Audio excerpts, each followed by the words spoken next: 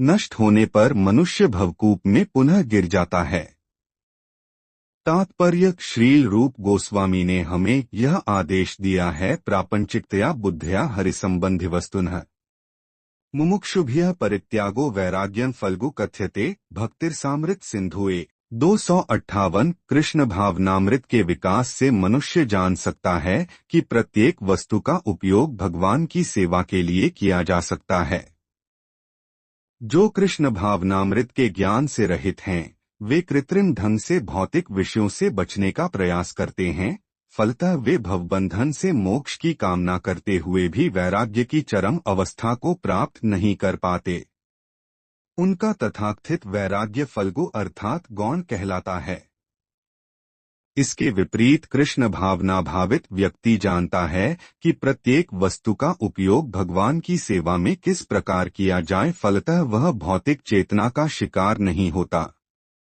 उदाहरणार्थ, निर्विशेषवादी के अनुसार भगवान निराकार होने के कारण भोजन नहीं कर सकते, अतः वह अच्छे खाद्यों से बचता रहता है। किंतु भक्त जानता है कि कृष्ण परम भोक्ता हैं और भक्तिपूर्वक उन पर जो भी भेंट चढ़ाई जाती है उसे वे खाते हैं। अतः भगवान को अच्छा भोजन चढ़ाने के बाद भक्त प्रसाद ग्रहण करता है। इस प्रकार हर वस्तु प्राणवान हो जाती है और अधःपतन का कोई संकट नहीं रहता। भक्त कृष्ण भावनामृत में रहकर प्रसाद ग्रहण करता है, जबकि अभक्त इसे पदार्थ के रूप में तिरस्कार कर देता है।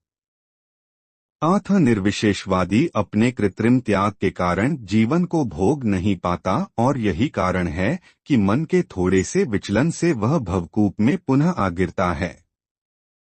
कहा जाता है कि मुक्ति के स्तर तक पहुंच जाने पर भी ऐसा जीव नीचे गिर जाता है, क्योंकि उसे भक्ति का कोई आश्रय नहीं मिलता।